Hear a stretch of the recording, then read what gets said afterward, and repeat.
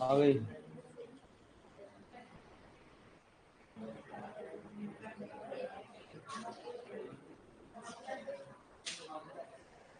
अब आ रही है कि लाइव वालों को आवाज भी?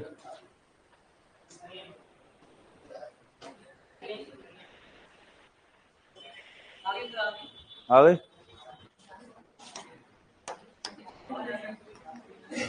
आ गई आ गई आ गई। लाइव वालों को जय श्री श्याम, राधे राधे, गुड मॉर्निंग। देखो इधर, इसके अंदर दूध उत्पाद है, कोगुलेटेड मिल्क प्रोडक्ट है। कोगुलेशन हमेशा प्रोटीन का होता है, वसा का नहीं होता। ठीक है। पनीर बनाने की अगर बात करते हैं तो गाय के दूध से 16% और भैंस के दूध से 20% पनीर प्राप्त होता है।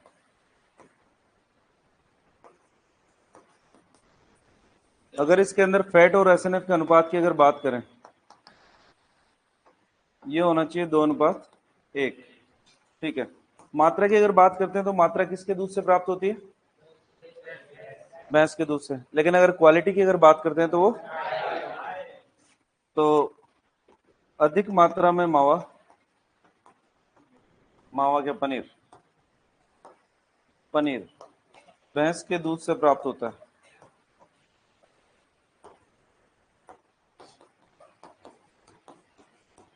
जबकि सर्वोत्तम गुणवत्ता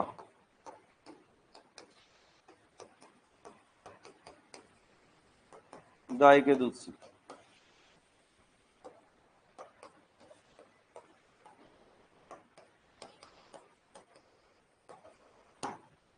पनीर से मिलता जुलता एक प्रोडक्ट और आता है जिसको आप छेना बोलते हो।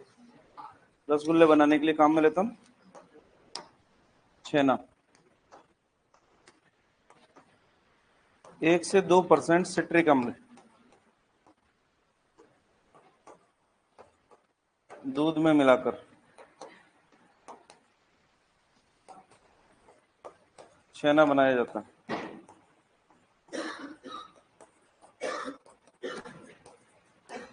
दूध के अंदर अगर हम जस्ट फिटकरी डालते हैं, मान लो जैसे घर पे पनीर कैसे बनाते हैं, फिटकरी डालकर, तो अमाउंट अगर ज्यादा रखोगे तो उस कंडीशन में दूध में क्लोटिंग बड़े लेवल पे होती है, जिसके फिर अपन पनीर बना लेते हैं। लेकिन 1 से 2% सिट्रिक एसिड डालते हो तो उस कंडीशन के अंदर दूध के अंदर बूंदे बूंदे से बन जाएगी क्लोटिंग की, और फिर उसको छान कर हम काम में लेते हैं क्या बनाने के लिए? रसगुल्ले। तो 1 से 2% सिट्रिक एसिड डालने से तो क्या बनेगा? छेना। जबकि पूरे लेवल पे अगर कोगुलेशन होगा तो पनीर। परसेंटेज याद रखो किसके दूध से कितनी बनती।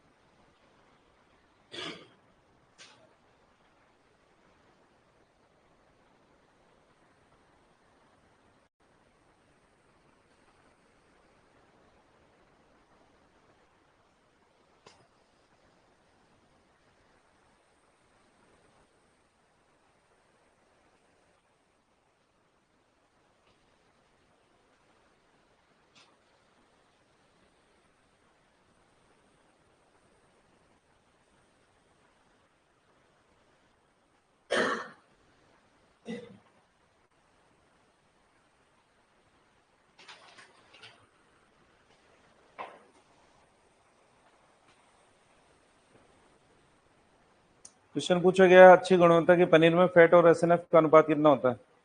2:1।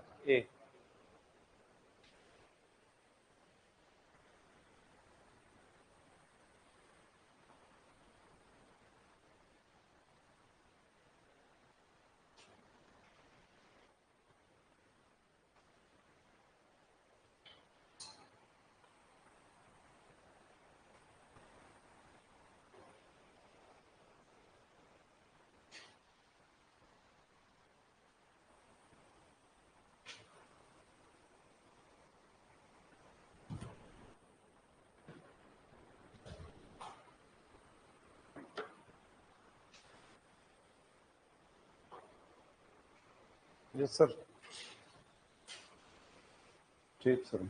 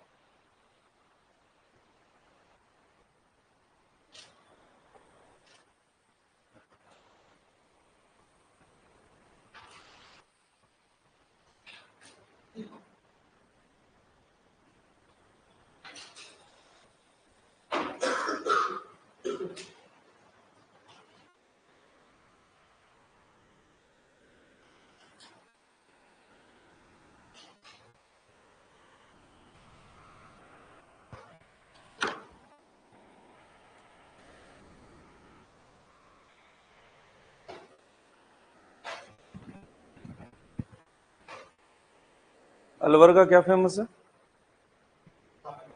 कलाकंद कैसे बनाते हैं?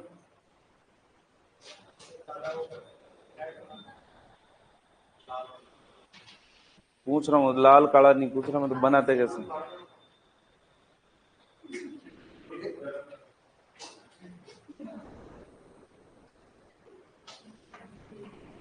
अच्छा, हाथों के अलावा कैसे बनाते हैं ये बताओ।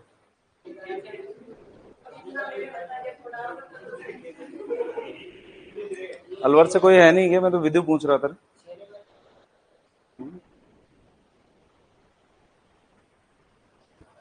चलो लिखो, खाएंगे तब पूछ लेंगे, और क्या, इतना दिमाग क्यों लगाना। नेक्स्ट लिखो, आइसक्रीम। आइसक्रीम।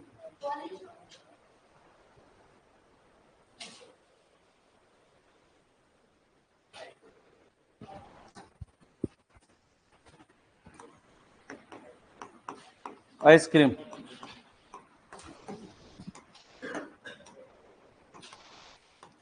हिमकृत। Freezed milk product. दुग्ध उत्पाद। वसा 10%। फैट और प्रोटीन दोनों 3.5%।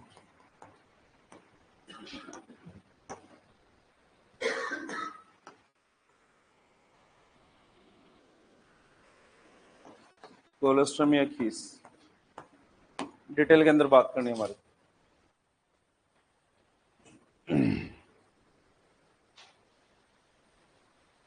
गंगानगर का खीर मोहन। अरे गंगानगर नहीं होता, वो गंगापुर होता है।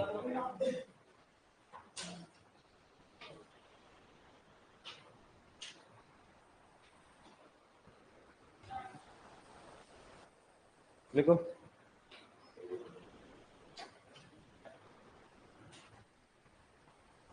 क्या हो गया?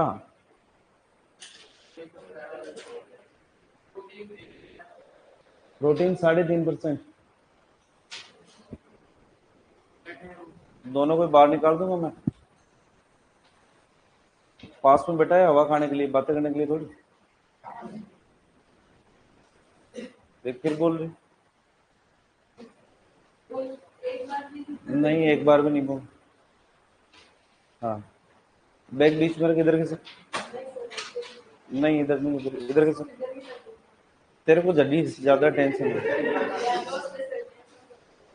सही है। खड़ी हुई यहाँ से तो।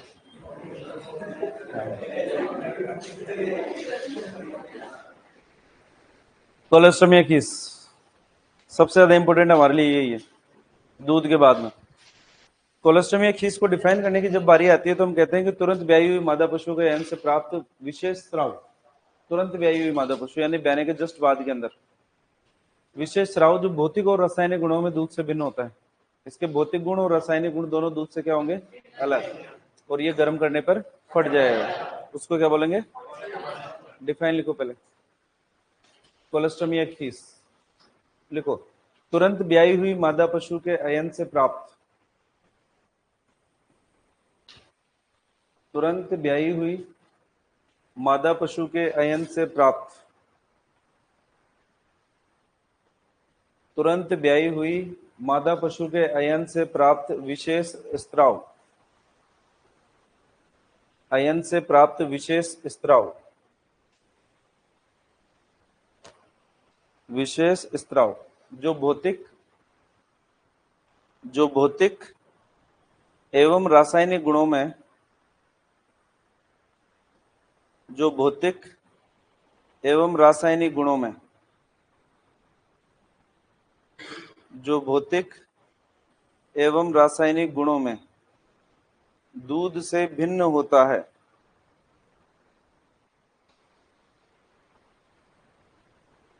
जो भौतिक एवं रासायनिक गुणों में दूध से भिन्न होता है,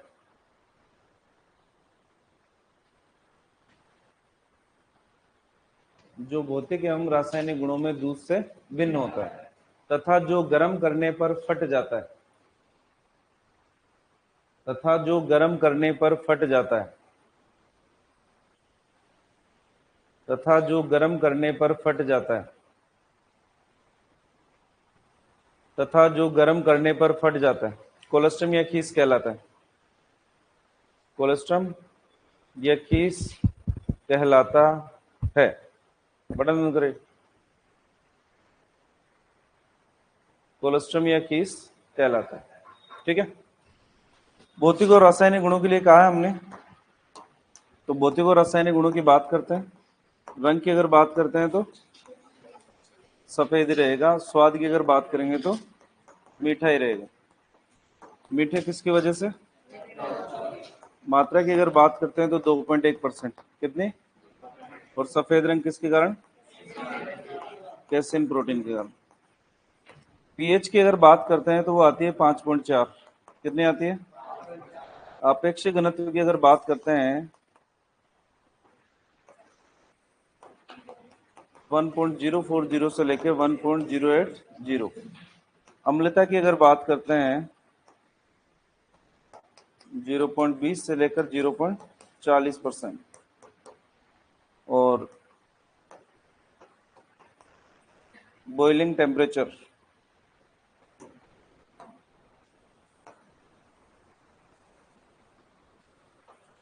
दूध का उबाल बिंदु कितना होता है, तो इसका उबाल बिंदु कितना होगा, अगर दूध का उबाल बिंदु 101.5 डिग्री सेंटीग्रेड है तो कोलेस्ट्रम या खीस का उबाल बिंदु कितना होगा, फट जाएगा, तो इसका उबाल बिंदु नहीं होगा। आपने गर्म किया उससे पहले फट गया, फिर काय को उबाल बिंदु लिखो।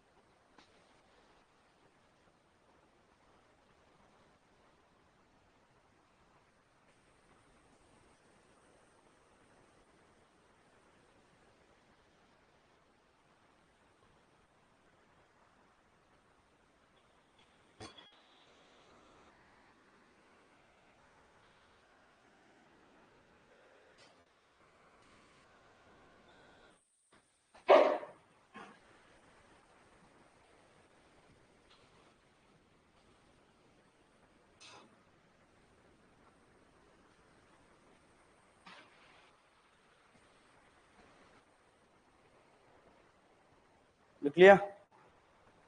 पूछा था हमारे से कि कोलेस्ट्रॉल में खीस कितने दिन तक प्राप्त होता है, 3 दिन या 72 घंटे। रेंज की अगर बात करते हैं तो 3 से 5 दिन। नोट डाल के लिखो।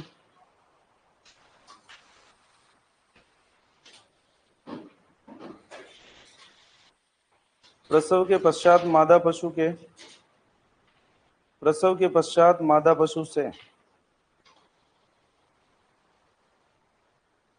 प्रसव के पश्चात मादा पशु से,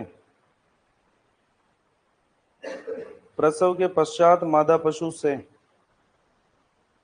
3 दिन, 3 दिन, कितने दिन, 3 दिन। ब्रैकेट में लिखो 72 घंटे। 72 घंटे। ब्रैकेट में रेंज और लिखो, रेंज 3 से 5 दिन। 3 से 5 दिन। 3 से 5 दिन रेंज। भाई 3 से 5 रेंज दे रखी है तो 3 से 5 कर देना, और अगर एक सिंगल डिजिट दे रखी है तो 3 दिन। से कोलेस्ट्रम या खीस प्राप्त होता है। से कोलेस्ट्रम या खीस प्राप्त होता है। से कोलेस्ट्रम या खीस प्राप्त होता है। से कोलेस्ट्रम या खीस प्राप्त होता है। तो प्रसव के पश्चात मादा पशु से 3 दिन 72 घंटे, अंडरलाइन करोगे 3 दिन को, और रेंज की बात करते हैं तो 3 से 5 दिन।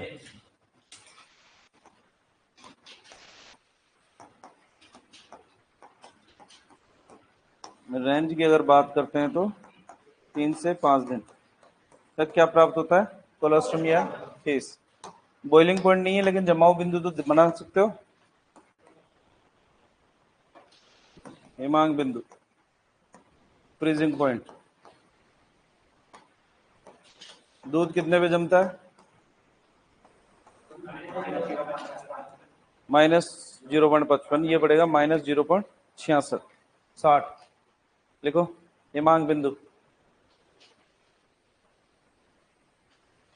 हिमांक बिंदु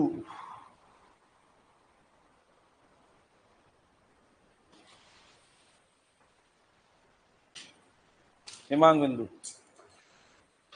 दूध के अंदर 3 प्रकार की प्रोटीन पाई गई थी, कैसिन, लैक्टोअल्बुमिन और लैक्टोग्लोबुलिन। कोलेस्ट्रम की भी बात कर रहे हैं। कोलेस्ट्रम में पानी की अगर बात करते हैं तो 71 से 72% तक पानी पाया जाता है। कोलेस्ट्रम में प्रोटीन की अगर बात करते हैं, प्रोटीन 14.9%, लगभग 15%। क्योंकि आप परिचय भी देके आओगे। कोलेस्ट्रम गाय और भैंस, गाय के अंदर 16.5%, भैंस के अंदर 21%। सिंपल कोलेस्ट्रम में पूछा है तो 17%। कितना परसेंट? इंडिविजुअल अगर पूछा जाए भैंस के अंदर तो 21, गाय के में, और नॉर्मल पूछा है तो, ये ध्यान रखना परिचर के लिए, सुपरवाइजर के लिए, एलए से बनोगे तो 15%। आगे सुनो। कोलेस्ट्रम की अगर बात करते हैं तो कोलेस्ट्रम में सुपरवाइजर बनते हो जब थार पारकर को द्विकाजिमी नस्लों में लिखते हैं ना अपन, लेकिन एलए से बनते कौन सी हो जाती है, मिल्क, दुधारू नस्लों में आ जाती है ना। अपने क्या बनना है कोलेस्ट्रम में, लैक्टोग्लोबुलिन।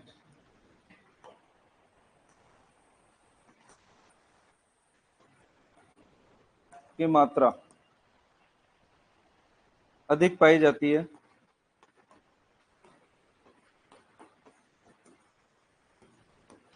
जो प्रतिरक्षा प्रदान करती है। क्या प्रदान करती है? प्रदान करती है। हमारे से पूछा जाता है कोलेस्ट्रम में एंटीबॉडी।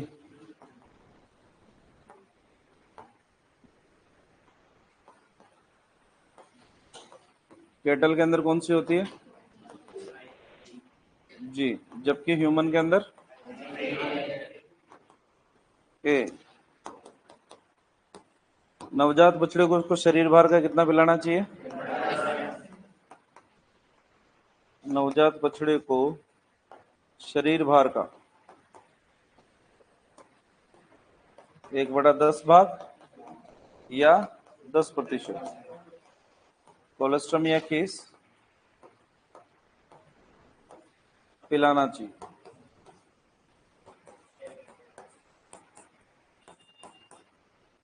नवजात बछड़े का प्रथम मल क्या कहलाता है?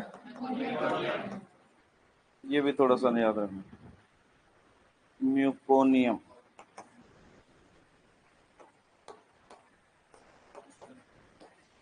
बछड़े का प्रथम। ये जो कोलेस्ट्रॉल में खीस पिला रहे हो कितने समय बाद में पिलाना चाहिए?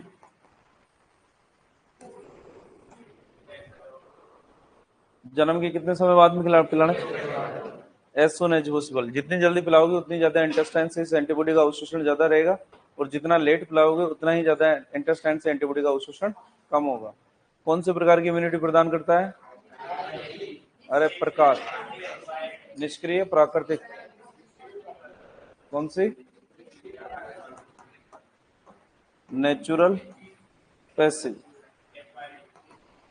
एक्वायर्ड ही आती है वो तो।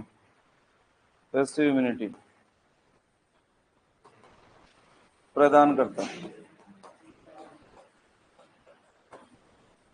जन्मजात वाली को तो इनेट बोलते हैं, और उपार्जित को एक्वायर्ड बोलते हैं। लिखो। हिमांक बिंदु कितना है? -0.60 डिग्री सेंटीग्रेड।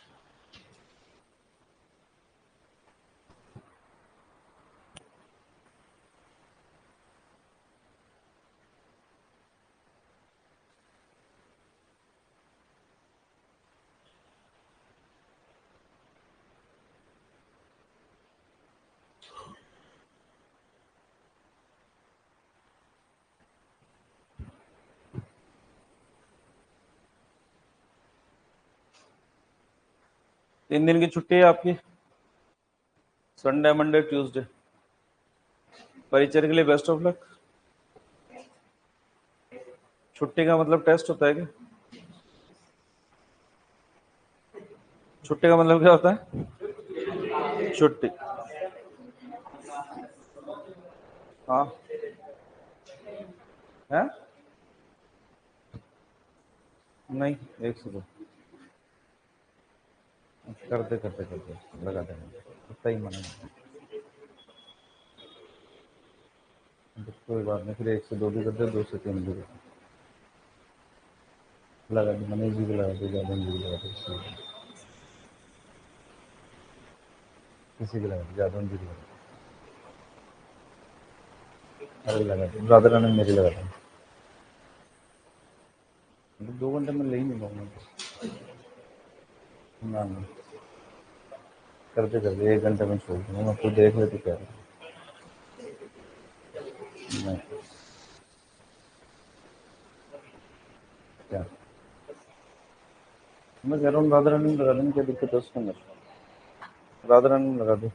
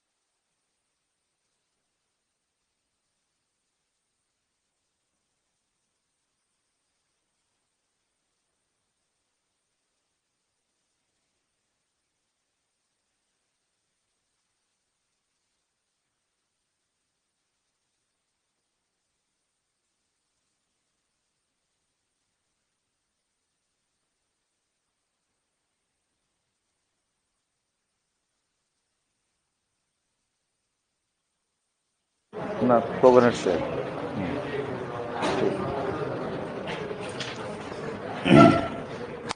अरे लिख लिया क्या?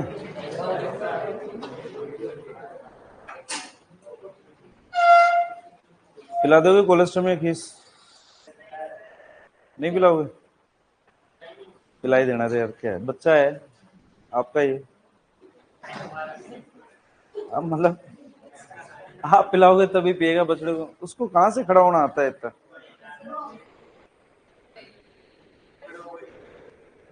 खड़ा होकर पी लेगा? अरे ऐसे नहीं होता।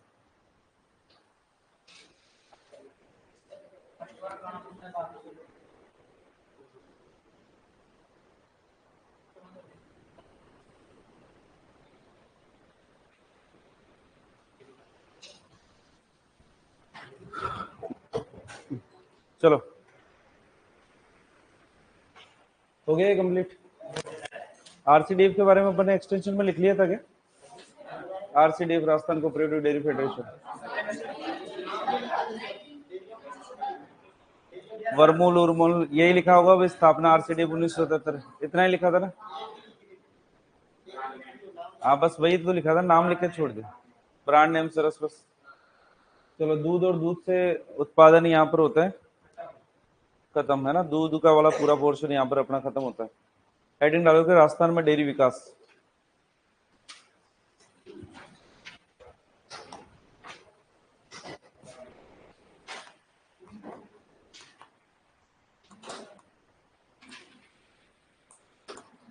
राजस्थान में डेयरी विकास।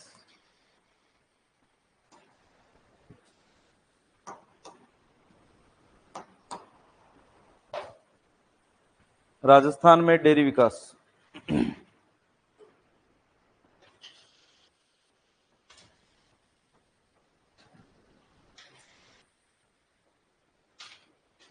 राजस्थान में डेयरी विकास। श्वेत क्रांति के जनक कौन है? शुरुआत कब हुई?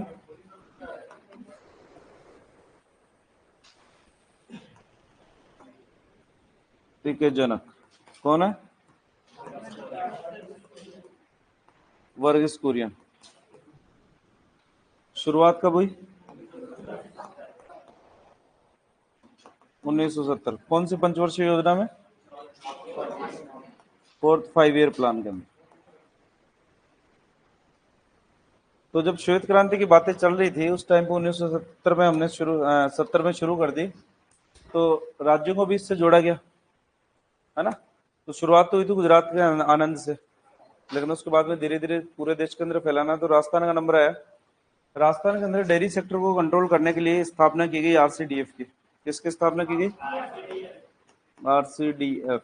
पूरा नाम है इसका राजस्थान कोऑपरेटिव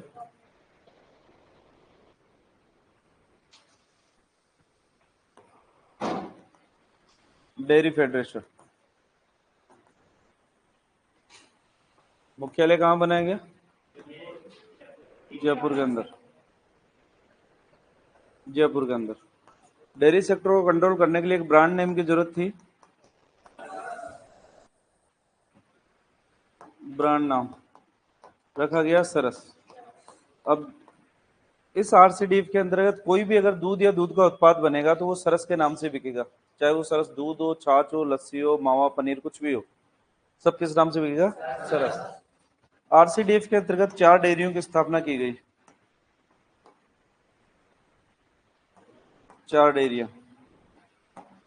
4 डेयरियों के अंदर पहला नाम आता है हमारे पास में वर्मूल डेयरी,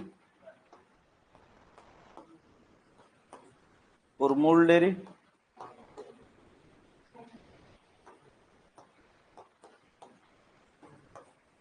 तीसरे नंबर पे गंगमूल,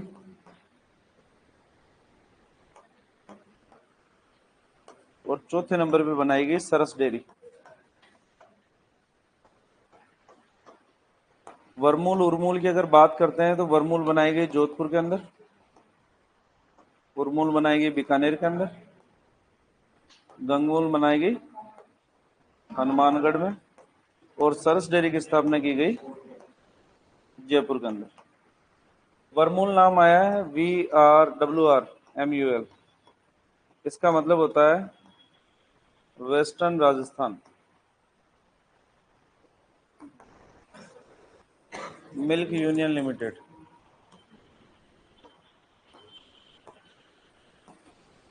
जबकि Gangmool Ganganagar milk union limited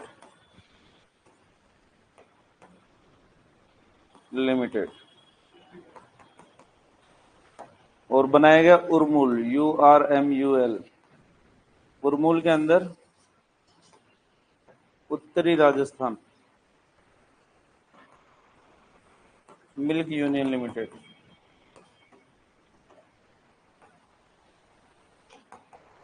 लोगों से दूध इकट्ठा करती, इकट्ठा करने के बाद में उसको मार्केट में बेचती।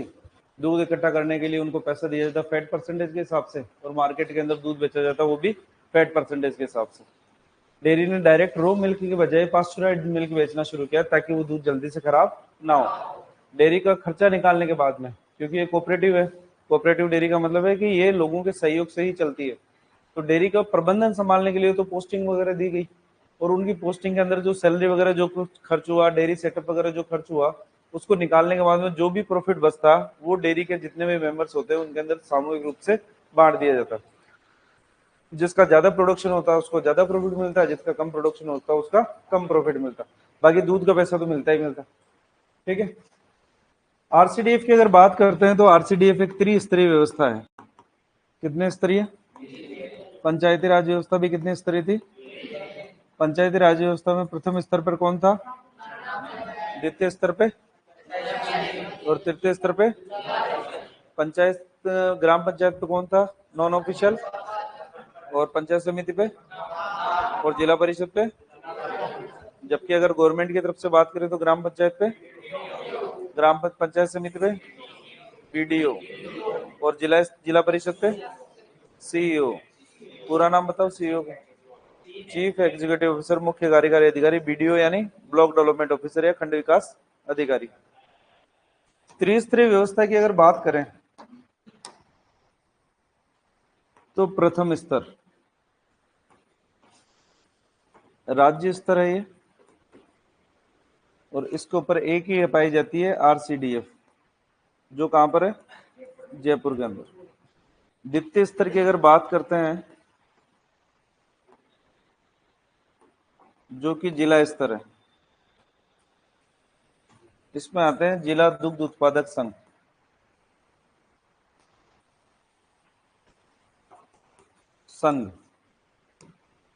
तृतीय स्तर की अगर बात करते हैं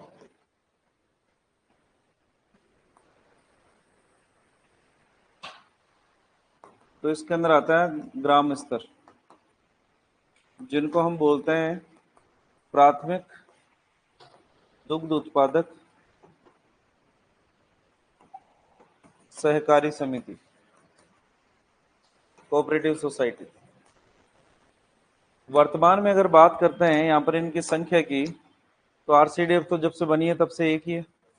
जिला और दुग्ध उत्पादक संघों की अगर बात करते हैं तो वर्तमान के अंदर 23 है, और अगर इनकी बात करते हैं तो 11,093 इनकी संख्या है वर्तमान के अंदर। ठीक है। तो प्राथमिक दुग्ध उत्पादक सहकारी समितियों के जो मेंबर होते हैं वो होते हैं दूध देने वाले पशुपालक, ये इसके मेंबर होते हैं। ये इस डेयरी के अंदर दूध देंगे, डेयरी के अंदर से दूध जाएगा जिला दुग्ध उत्पादक संघ के पास में, और ये इसकी पैकेजिंग और प्रोसेसिंग और मार्केटिंग का काम करेगा। ठीक है। RCDF इन सबको कंट्रोल करने का कार्य करेगी। तो भाई कंट्रोलिंग अथॉरिटी कौन रहेगी? RCDF। काम किससे करवाएगी? जिला दुग्ध उत्पादक संघ। तो प्रोडक्शन का काम तो कौन करेगा? प्राथमिक दुग्ध उत्पादक समिति, जहां पर दूध को इकट्ठा किया जाएगा। और डिस्ट्रीब्यूशन का काम कौन करेगी? प्रोसेसिंग और पैकेजिंग भी कौन करेगी? जिला दुग्ध उत्पादक संघ।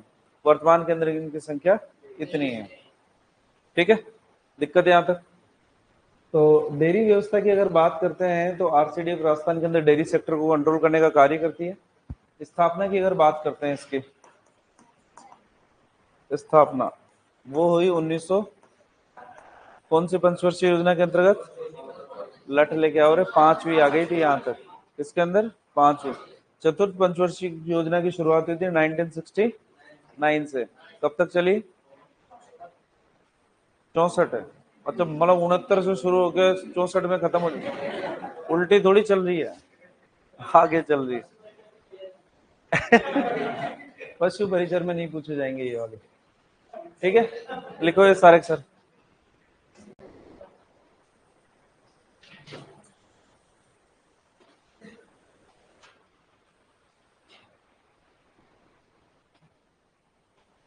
सबसे पुरानी डेयरी की अगर बात करते हैं, लाइव वाले कह रहे हैं भाई,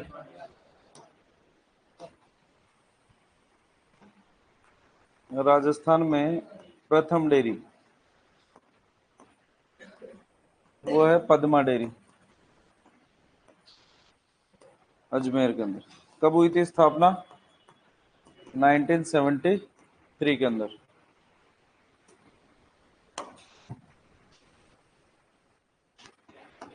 राजस्थान में प्रथम महिला दुग्ध उत्पादक सहकारी समिति ये बनाई गई भोजूसर। ये कहाँ पर है? बीकानेर के अंदर। तो चूंकि पशुपालन से संबंधित सारा कार्य ये लेडीज ही करती हैं ज्यादातर, मैक्सिमम अगर देखा जाए तो गवर्नमेंट ने एक शुरुआत किया, इनिशिएटिव किया कि ऐसी डेयरी की स्थापना की जाए जिसमें सेक्रेटरी, दूध, मेंबर, वेगम्बर सब कुछ लेडीज ही हो। वो कहाँ पर बनाई गई? बीकानेर के अंदर। लिखिए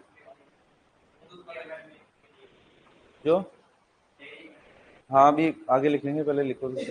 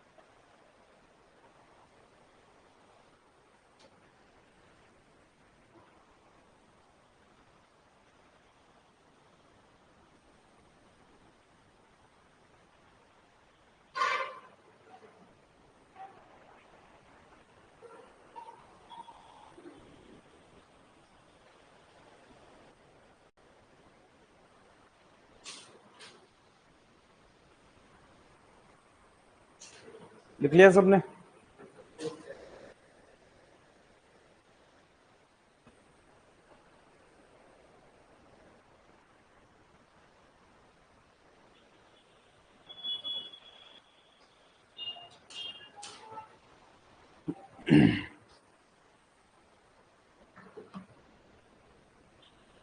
ध्यान रखना, पता नहीं कहां से तुम्हारे में ये न्यूज आएगी पशु गणना के नए डाटा आ गए, है ना?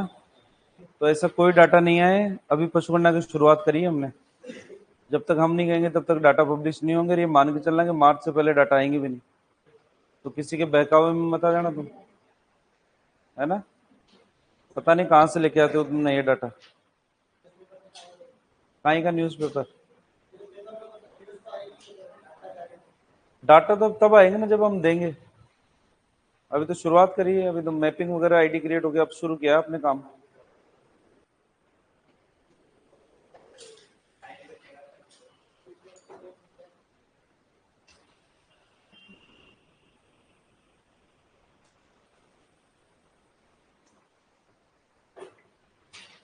तो अभी तक परिचर परिचर के लिए तो 2019 वाली जो 20वीं पशुगणना है वही वैलिड रहेगी। आपका एग्जाम वैसे भी जून के अंदर होने वाला है, तो तब तक नई पशुगणना के डाटा आ जाएंगे, नए उत्पादन आंकड़े भी आ जाएंगे हमारे पास। तो दोबारा पढ़ेंगे अपन, जो एक्सटेंशन में पढ़ चुके हैं ना वो आपके लिए बेकार हो जाएगा, नए डाटा पढ़ाए जाएंगे आप। तुम्हारी प्रॉब्लम क्या है ये बताओ? नहीं, मेरे को इससे बात करनी है। मतलब ऐसा बिना बोले नहीं रह सकते क्या? फोन में है तो फिर सबसे अलग बैठा हूँ, खड़ी हो यहाँ से। तो जा फिर जल्दी करके फिर। अच्छा ये वाला लिख ले, लिख कर।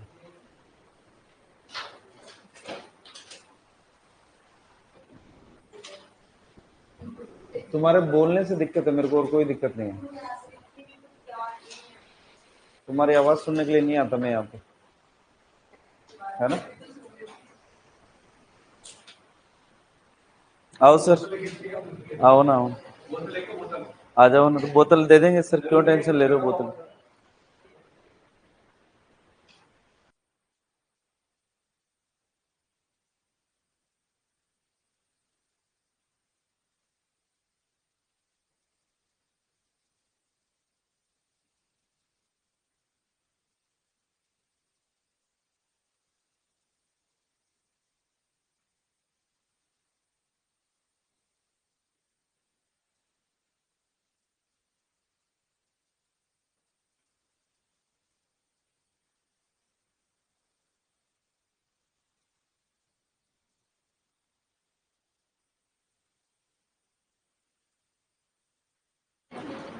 गंगमूल का पूरा नाम है गंगानगर मिल्क यूनियन लिमिटेड। आओ ना, कुछ से क्या करते हो? बच्चे सुनना चाहते हैं आपको, मेरे से तो बोर होते हैं। मेरे से सुनेंगे क्या? मेरे से तो भागते हैं इधर उधर। कहाँ पे भागते? कौन भाग रहा है मेरे को बताओ, मैं पकड़ के लेके आता हूँ। कौन भाग रहा है रे? खड़े हो जाओ।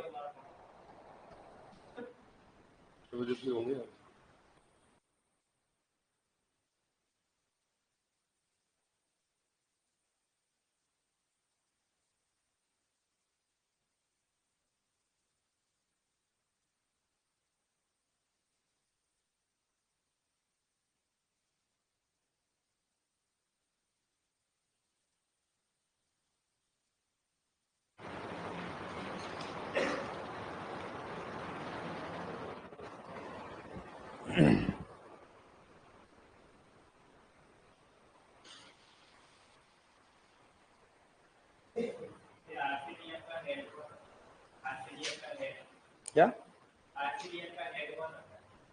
आरसीडीएफ का हेड अध्यक्ष बनाया जाता है इसका? अब अभी तो पता नहीं मेरे को भी कौन है। ये अपने मालवीय नगर पुलिया के पास में ही है, सरस पार्लर है ना यहाँ पर। डेयरी का तो चेयरमैन होता है।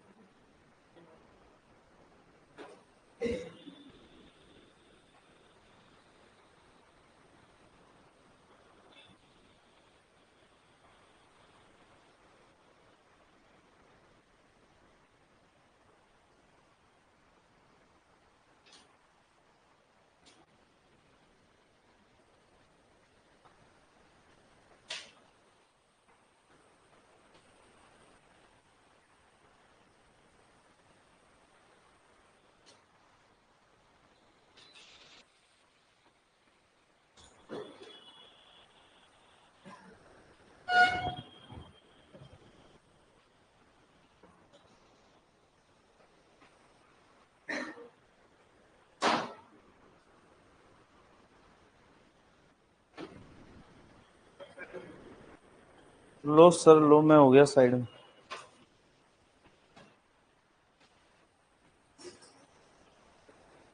तेरे को नहीं जाना?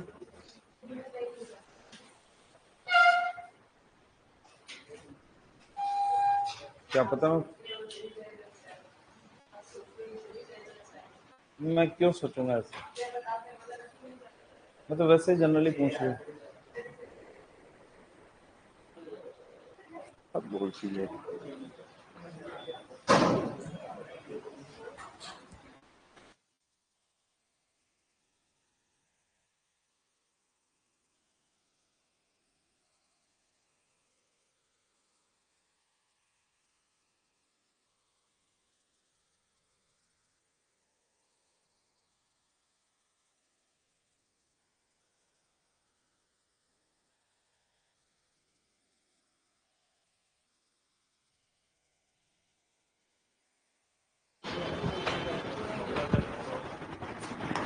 कंटिन्यू करो।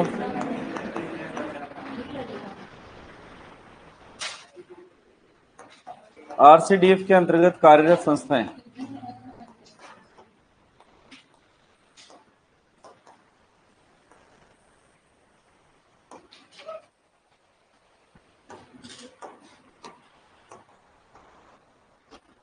दूध उत्पादन संयंत्र 17 है, और दूध अवशीतन केंद्र, चिलिंग प्लांट, ये भी 17 है। जहां पर दूध की प्रोसेसिंग और पैकेजिंग की जाती है और बेचा जाता है, यहाँ से मतलब ट्रांसफर किया जाता है।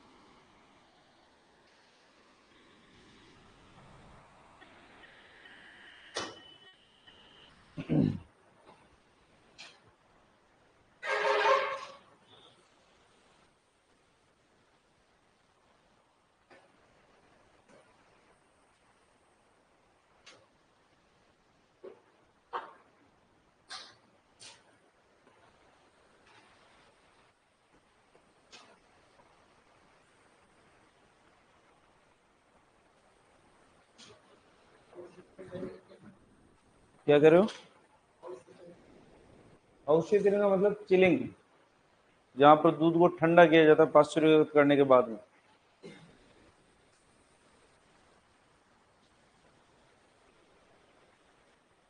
लिख लिया?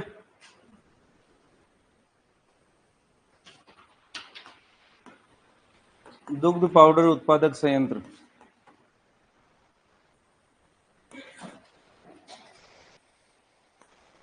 जयपुर, अजमेर, अलवर, बीकानेर, रानीवाड़ा और हनुमानगढ़।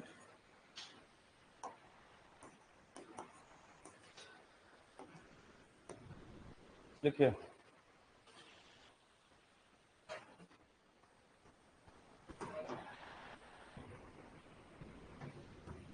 पशु आहार केंद्र की अगर बात करते हैं आरसीडीएफ के अंतर्गत,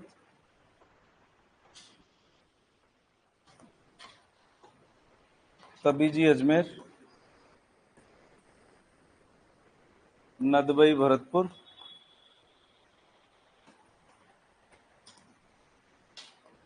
लालगढ़ बीकानेर, इसके अलावा एक जोधपुर के अंदर।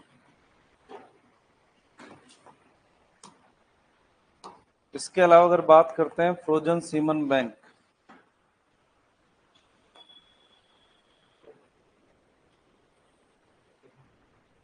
दो जगह पे है। एक तो बस्सी जयपुर के अंदर है, सुयस गुजर जी कह रहे हैं कि सर इतना डीपली कोई नहीं लिखवाता, है ना। जो इन्होंने पढ़ा नहीं होता ना वो डीपली लगता है इनको, और जो पढ़ चुके होते हैं तो इतना सरफेसली क्यों लिखवाते हो सर। एक है नारवा खींचियान, और ये है जोधपुर के अंदर। आपका डेपुटेशन लगता है इनके अंदर दोनों जगह। आरसीडीएफ के अंतर्गत जो दो फ्रोजन सीमन स्टेशन है, यहाँ पर आपका डेपुटेशन होता है, डॉक्टर का और एलएसए का, जहाँ पर पूरी प्रोसेसिंग वगैरह चालू ही है। दोनों चालू है हमारे पास।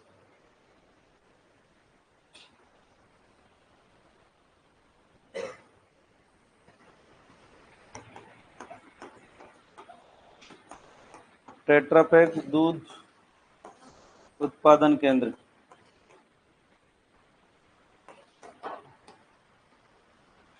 कोटपुतली। पहले जयपुर में आता था, आजकल खुद अपने आप में जिला हो गया। कोटपुतली बहरोड।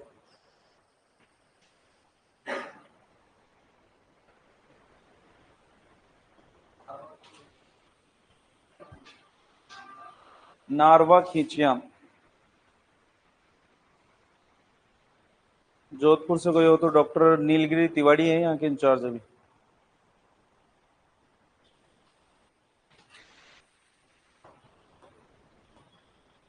बीज उत्पादक फार्म।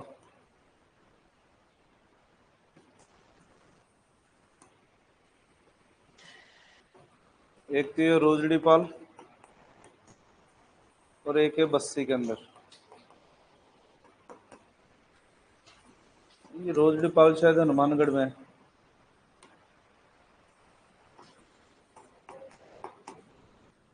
हनुमानगढ़।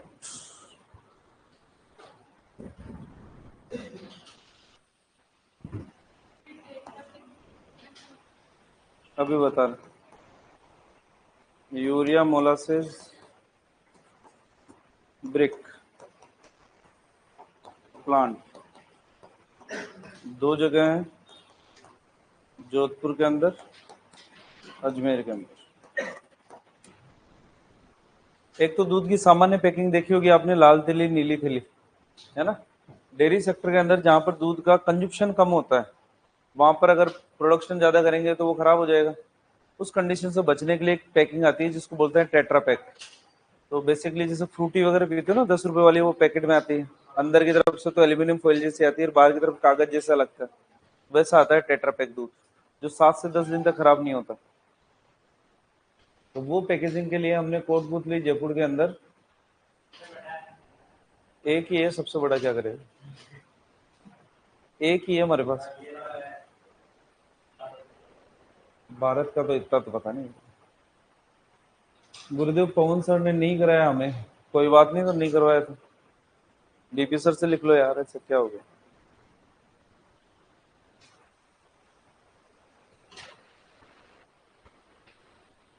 श्वेत क्रांति पूरी पूरी पड़ी हुई है ही आपकी।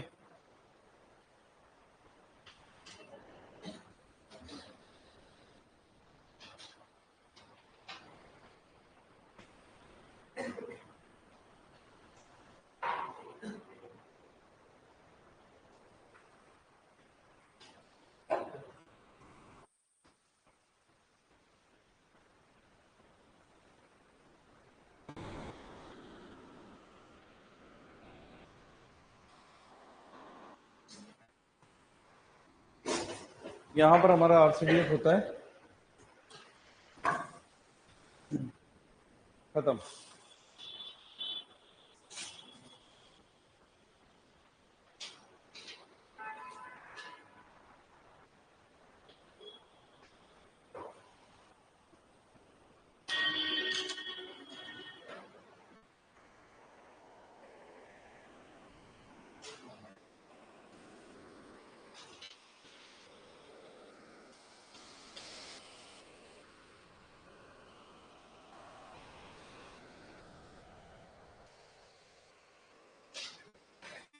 लिख लिया।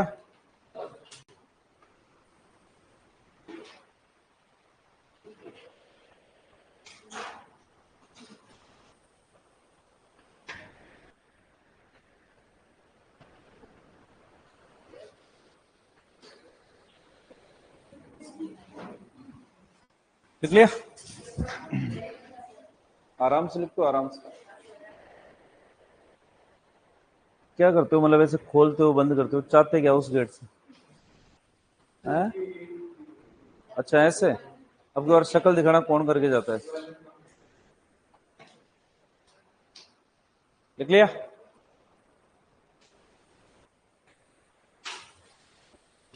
आरसीडीएफ दूध, दूध उत्पाद, दूध का संगठन वंगठन, ये सारा सब कुछ यहाँ पर होता है। खत्म। हेडिंग डालोगे पशुओं में आयु ज्ञात करना। पशुओं में आयु ज्ञात करना। Age determination in animals.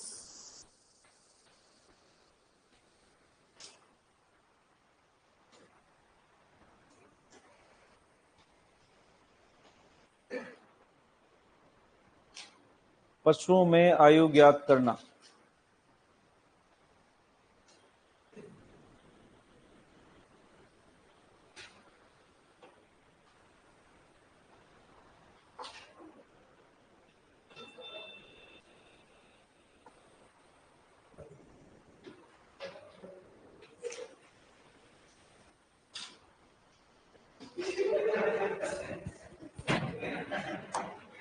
लिख लिया?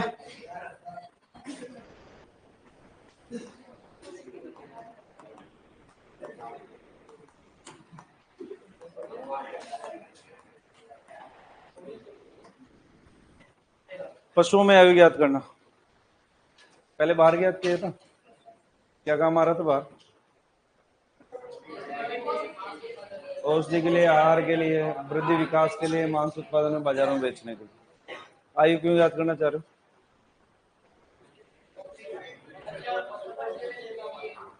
पशुओं के प्रजनन के लिए, बेचने के लिए।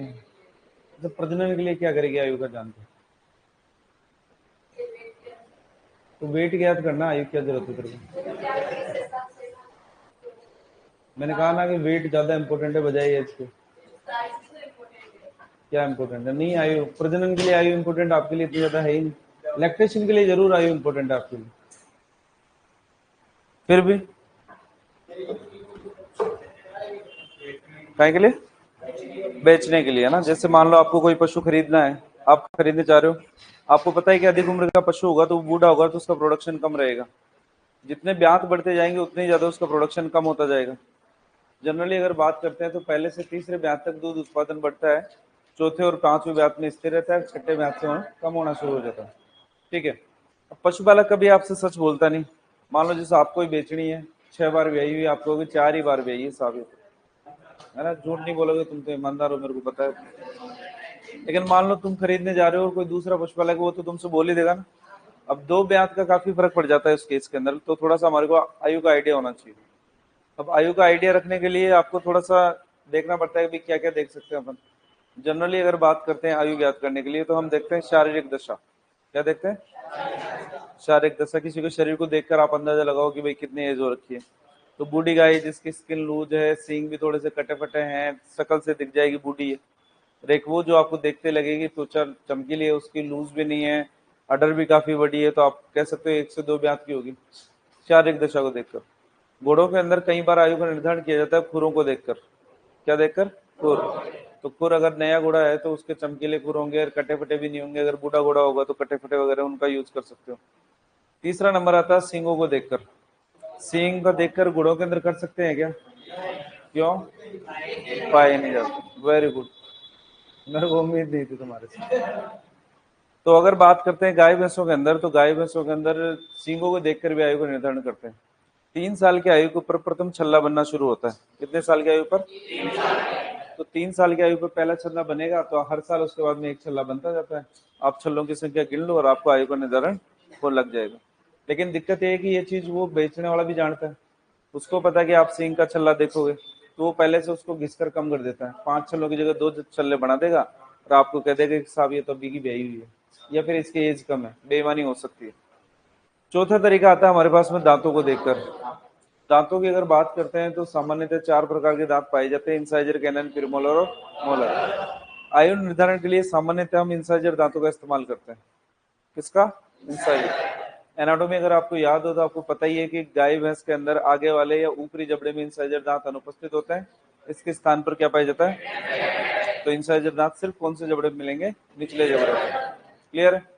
तो निचले जबड़े के ऊपर जो इंसाइजर आते हैं वो शुरुआत के अंदर दूध वाले आते हैं, टेम्परेरी टीथ आते हैं, और फिर कुछ एज के बाद के अंदर उनके अंदर परमानेंट इंसाइजर आना शुरू हो जाते हैं। हम यहाँ पर बताएंगे कि टेम्परेरी इंसाइजर तो कब आते हैं और उनके स्थान पर नए इंसाइजर या परमानेंट इंसाइजर कब आते हैं। अब आप कहोगे सर परमानेंट के अंदर और टेम्परेरी के अंदर फर्क कैसे करें? मान लो ये जबड़ा है, इस जबड़े के ऊपर इंसाइजर आए, गिनने की कोशिश मत करना अभी। मान लो सबसे पहले शुरुआत जो होती है टूटने की वो बीच वालों से होती है। सबसे पहले ये वाले टूटेंगे और उसके बाद के अंदर साइड वाले टूटेंगे। जैसे ये टूटेंगे इनके स्थान पर नए दांत आएंगे। क्या आएंगे? नए दांत। वो नए दांत इन दांतों से बड़े होंगे।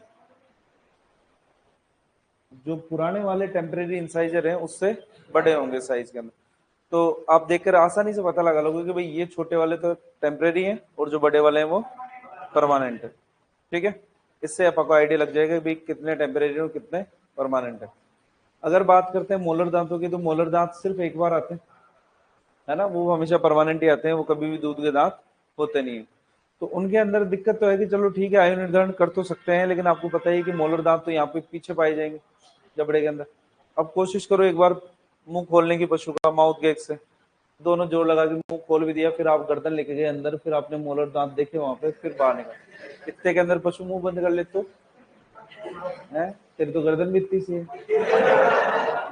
तो उस केस के अंदर रिस्क थोड़ा ज्यादा बढ़ जाता है। तो हम सीधा सीधा इंसाइजर दांत, होंठ को नीचे किया, इंसाइजर दांत देखे और हमारा काम हो गया। तो आयु निर्धारण की अगर 4 विधियों की बात करते हैं, शारीरिक दशा देखकर, खुर देखकर, सींग देखकर और दांतों के द्वारा, तो आयु निर्धारण की सबसे अच्छी विधि कौन सी है? दांतों के द्वारा। वेरिएशन जो मान के चलते हैं हम यहाँ पर, वो मान के चलते हैं 6 महीने का। कितने का? तो वह पशु 2 साल का भी हो सकता है, 2.5 का भी हो सकता है, 2.5 की जगह 3 का भी हो सकता है, 6 महीने का। लेकिन इतना नहीं कि भाई 3 साल के को 5 साल का ही बता दे। अब बेईमानी यहाँ पर इसलिए नहीं हो सकती, कारण है क्योंकि जो दांत तोड़ेगा उसकी जगह नया दांत लगाना भी तो पड़ेगा, और नया दांत लगाने के लिए इसके पास में ऐसा तो नहीं कि फेविक्विक डाला और चिपक गया।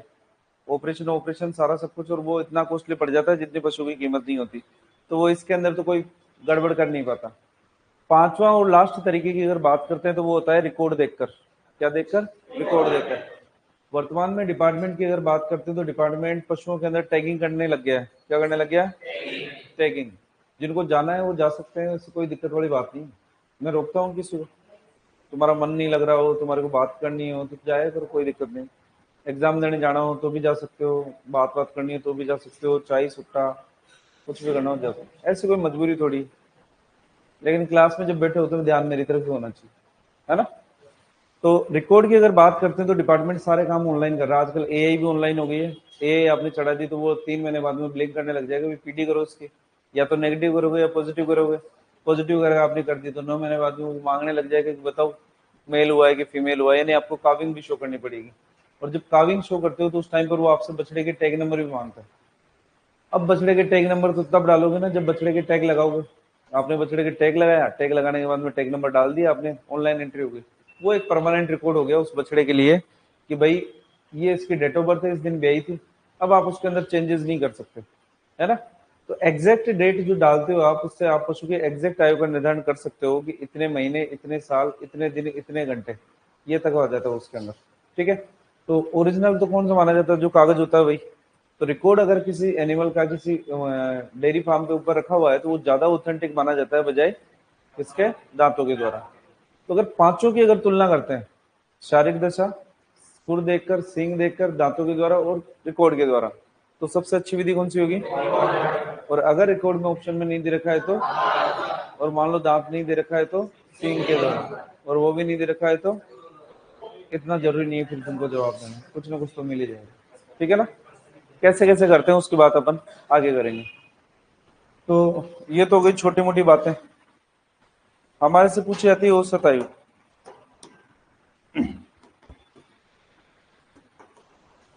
गाय भैंस की औसत आयु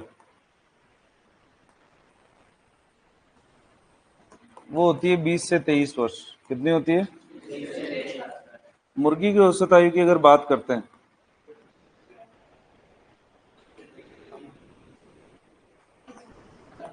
वो होती है 3 से 4 वर्ष। लेकिन ये कहने की बातें हैं, आपकी इच्छा है कि आप कब इसकी औसत आयु को खत्म करना चाहते हो। तो नॉर्मली ब्रॉयलर रेयर की बात नहीं कर रहे हैं हम, देसी मुर्गियों की बात कर रहे हैं जिनको हम काटने के काम में नहीं लेते। लेकिन जनरली अगर बात करते हैं लेयर्स की भी, तो लेयर्स के अंदर जब प्रोडक्शन कम हो जाता है तो हम उनको स्लॉटर के लिए दे देते हैं, तो वो एज ए ब्रॉयलर ही काम करती है। तो पूरे जिंदगी तो जीने देते ही नहीं हम। ब्यात की अगर बात करते हैं तो पहले से फर्स्ट से थर्ड इलेक्ट्रेशन,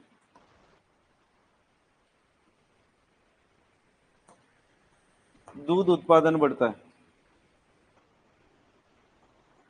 क्या करता है? बढ़ता है।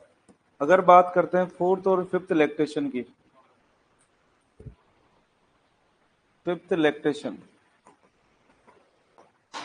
तो ये स्थिर रहता है, कांस्टेंट। और अगर बात करते हैं सिक्स्थ लैक्टेशन से,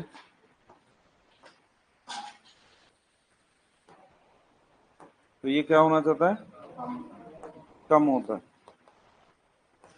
तो जितने कम ब्यात की होगी हमारे लिए उतना ही ज्यादा प्रोडक्टिव एनिमल होगा वो।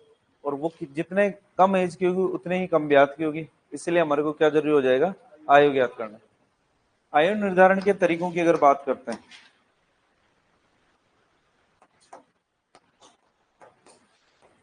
करने की विधियां,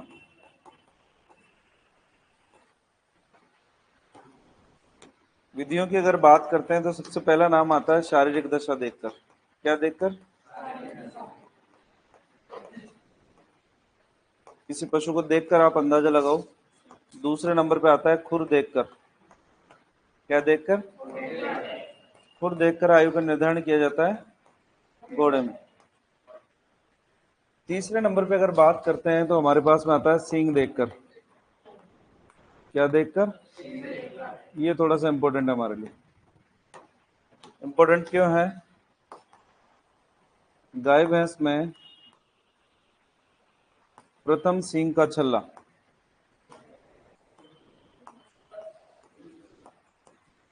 इसका हॉर्न रिंग। कौन सी रिंग? 3 वर्ष की आयु में बनता है। कितने वर्ष की आयु में? आयु में बनता है। उसके बाद प्रत्येक वर्ष एक हॉर्न रिंग बनती है। इस प्रकार से पशु की आयु अगर आप ज्ञात करना चाहते हो,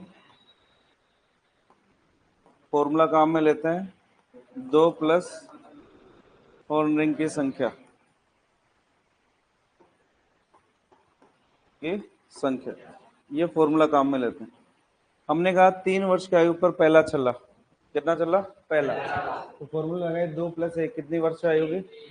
यही काम है। उसके बाद में हर साल एक छल्ला। अगर पशु की आयु 8 वर्ष है तो सींग में छल्लों की संख्या कितनी होगी? 6 या 7?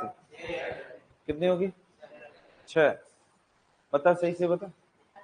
9 वर्ष होगी तो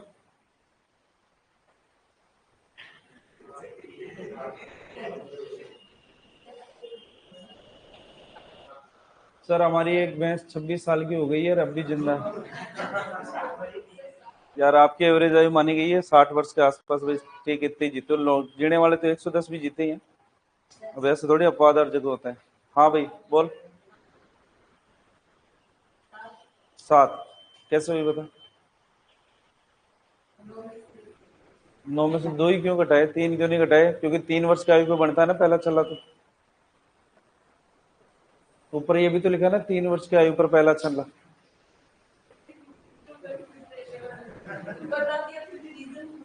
रीजन तो देना ही पड़ेगा ना, सवाल का आंसर दे तो कारण तो देते हैं ना। अच्छा ऐसा है। रीजन कुछ नहीं। चौथे नंबर पे आता है दांत देखकर। क्या देखकर? हमारे से पूछा था कि उपरोक्त तरीकों में से सबसे अच्छा तरीका।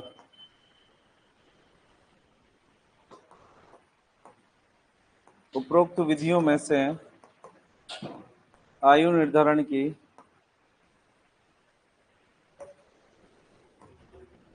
सबसे अच्छी विधि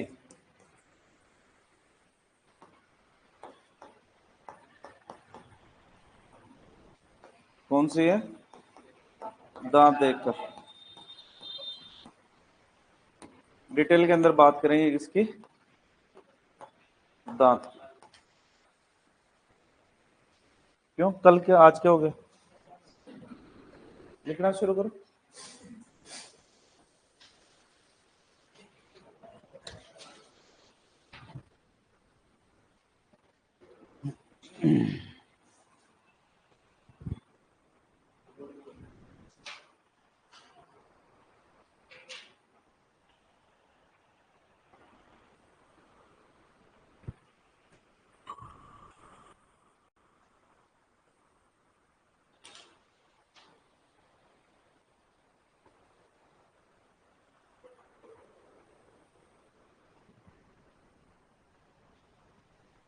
बिना बोले लिखोगे रे?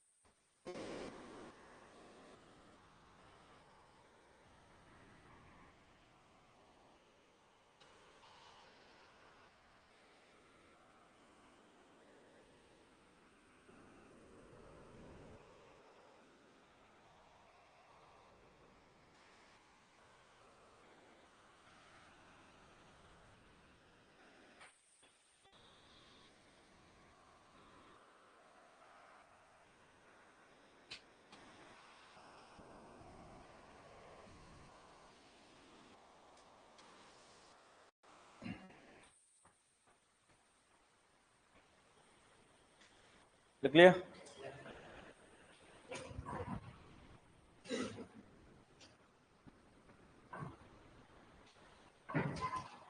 पानी बोल रहा है।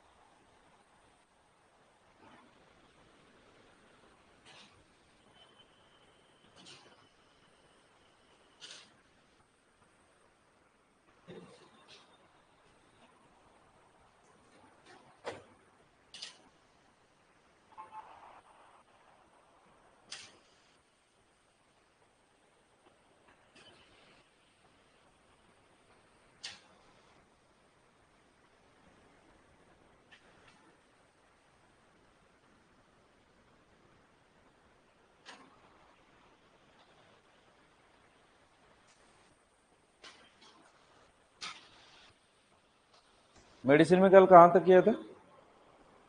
मेडिसिन में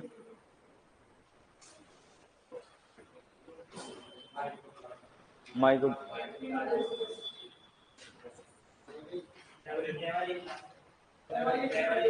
नेवल काफ स्कर से करेंगे फिर आप।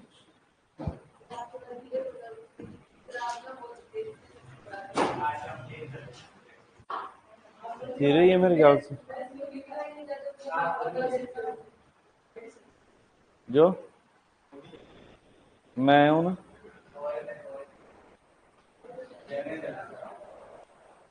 नहीं लेनी, नहीं छुट्टी कर दे तुम बोलो तो।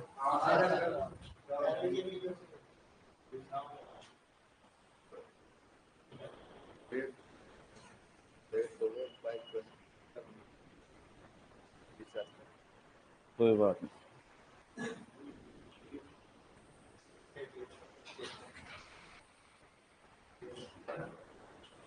जूस पियोगे?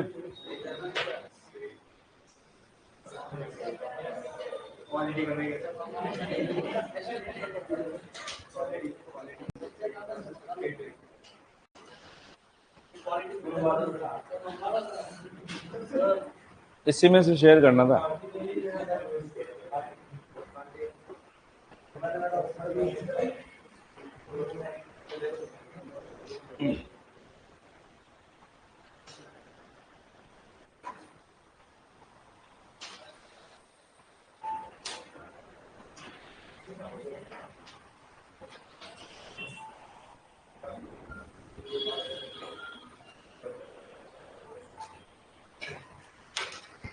साइलेंट थोड़ी होता है, साइलेंट थोड़ी होता है।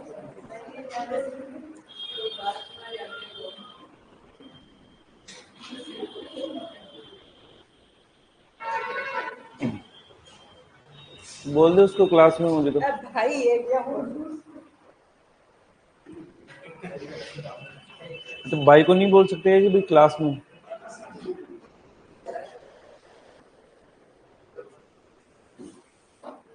लिखो रे लिखो।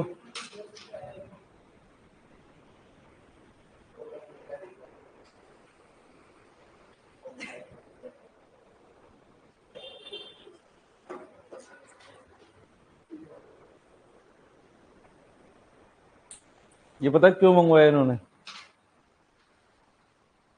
ये मेरे को रिश्वत दी गई है कि आपके 2 घंटे क्लास ले सकूं।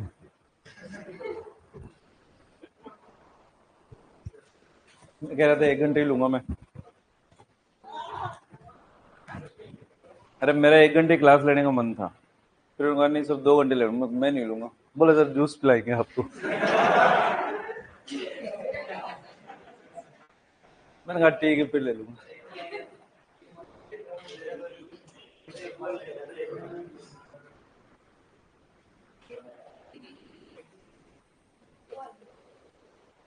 हेडिंग डालो इंसाइजर।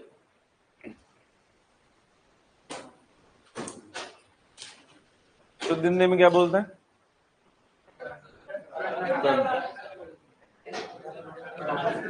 क्रंतक क्रंतक।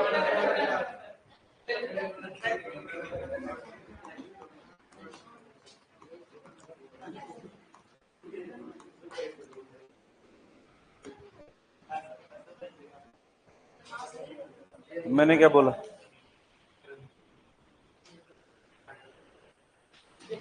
लिख लिया? देखो इधर बाद में लिखना। सुनते जाओ रे सुनते जाओ।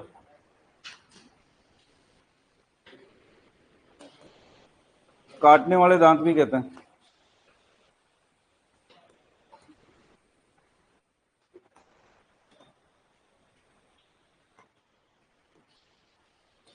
कैटल, ओफेलो, शीप, गोट।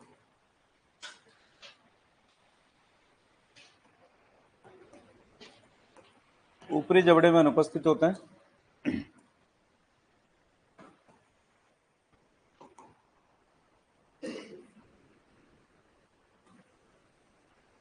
इनके स्थान पर क्या मिलेगा? कितने? 2 डेंटल पेड पाए जाते हैं।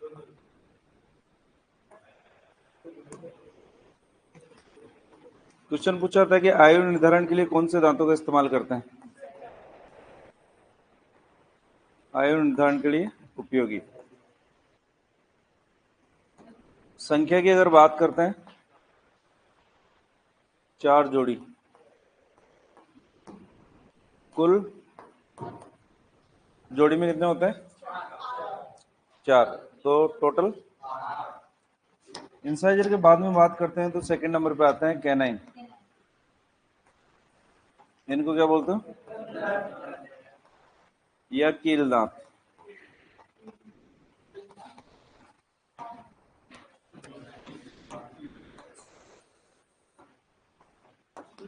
कुत्ता, बिल्ली, घोड़ा में उपस्थित होते हैं। कार्य इनका भोजन की चीर-फाड़ करना।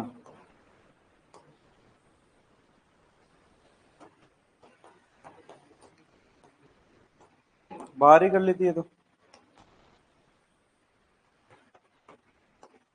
संख्या में कुल 4, एक ऊपरी जबड़े में लेफ्ट साइड में, ऊपरी जबड़े में राइट साइड, निचले जबड़े में लेफ्ट और राइट। लेकिन गाय, भैंस, भेड़, बकरी और घोड़ी में अनुपस्थित। घोड़े के अंदर पाए जाएंगे और घोड़ी के अंदर नहीं पाए जाएंगे। तीसरे नंबर पे अगर बात करते हैं प्रीमोलर, चौथे नंबर पे मोलर। इनको बोलते हैं अग्रचवर्णक और इनको बोलते हैं चवर्णक।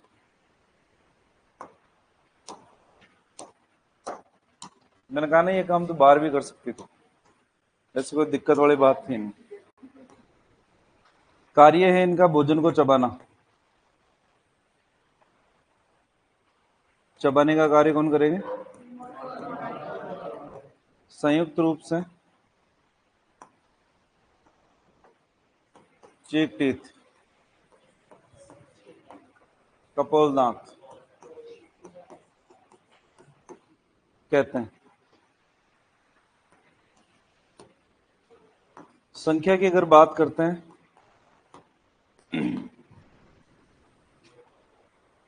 प्रीमोलर कितने होते हैं?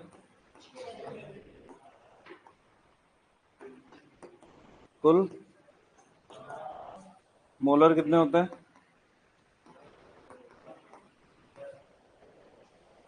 कुल तो 12 12 24, कैनाइन पाए नहीं जाते और वो 8, 24 और 8 32। याद रखने वाली बात एक थी इसके अंदर,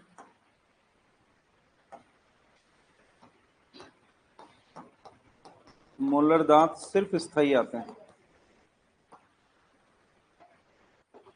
स्थायी या परमानेंट। जिंदगी के अंदर एक बार आएंगे, दोबारा नहीं आएंगे। ये तो इनकी बात है।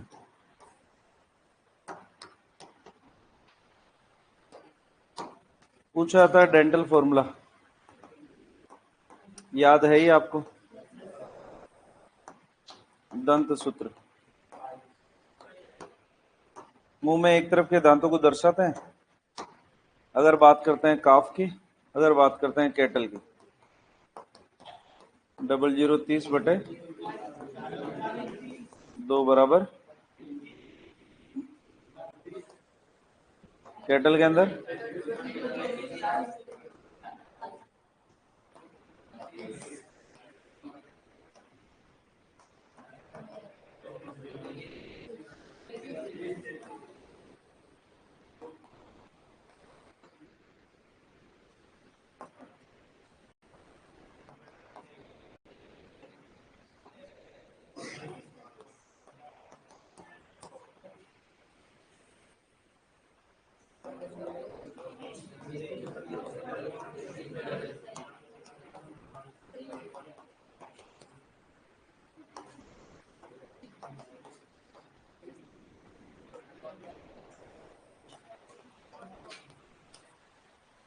कितना होता है? 44। कैमल काफ। अब बताओ।